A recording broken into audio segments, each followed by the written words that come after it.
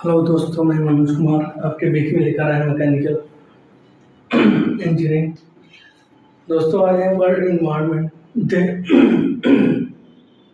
अभी तक हमने थर्मोडायनेमिक्स के 5 पार्ट डिस्कस कर चुके हैं। फिर पिछला पार्ट था फर्स्ट लाभ थर्मोडायनेमिक्स और उसके एप्लीकेशन। आप देखेंगे सेकंड लाभ थर्मोडायनेमिक्स। इसमें है केल्विन प्लैंक स्टेटमेंट जो हीट इंजन के लिए है।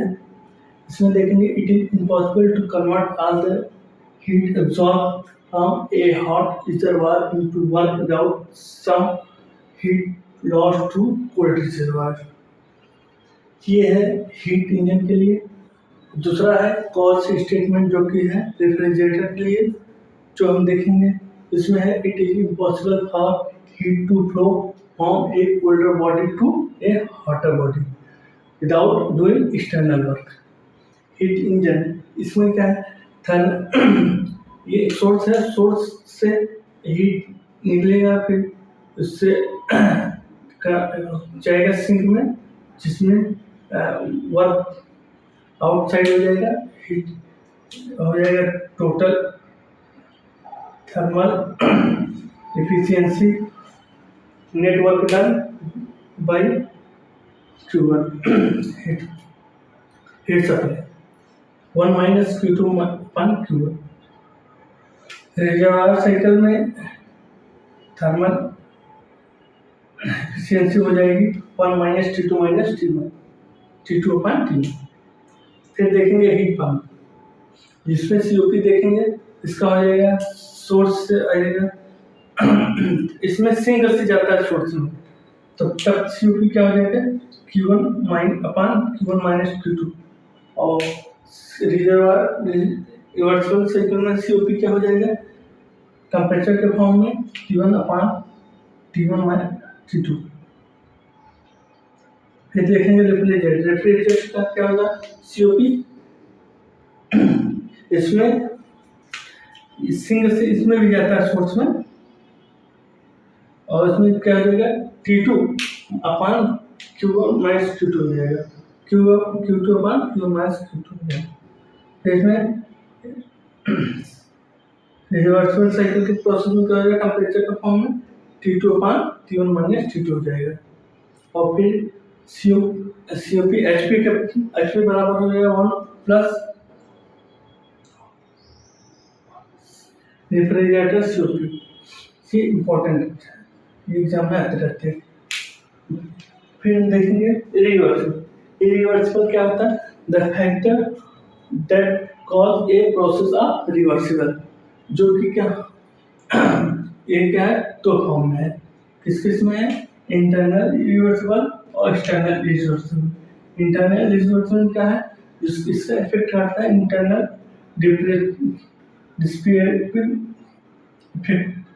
जैसे दैट इज फ्रिक्शन हो गया, टर्बुलेंस हो गया।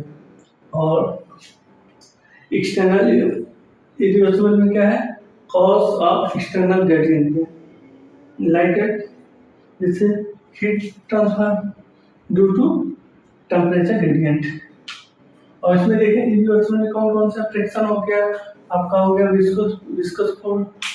विस्कोसिटी का हो गया, और फिर एक्सपेंशन का हो गया। फिर हम देखेंगे एंट्रोपी क्या है, second law of thermodynamics leads to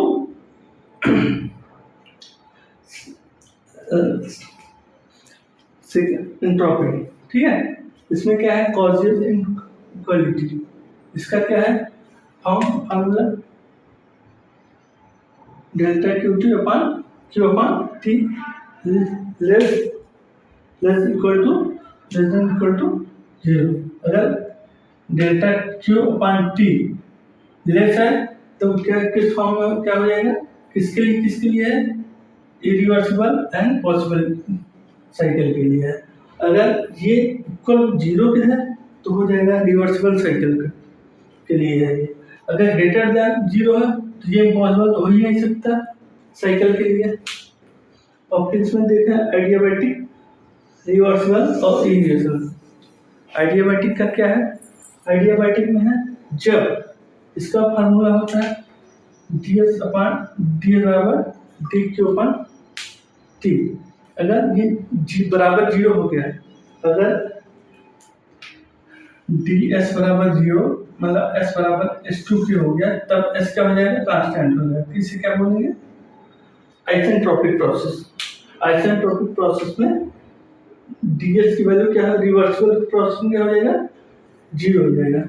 और इरिवर्सिबल का फॉर्म क्या है? इरिवर्सिबल है ds upon heat due to heat generator, तब हीट और प्लस क्या है? Entropic generation form.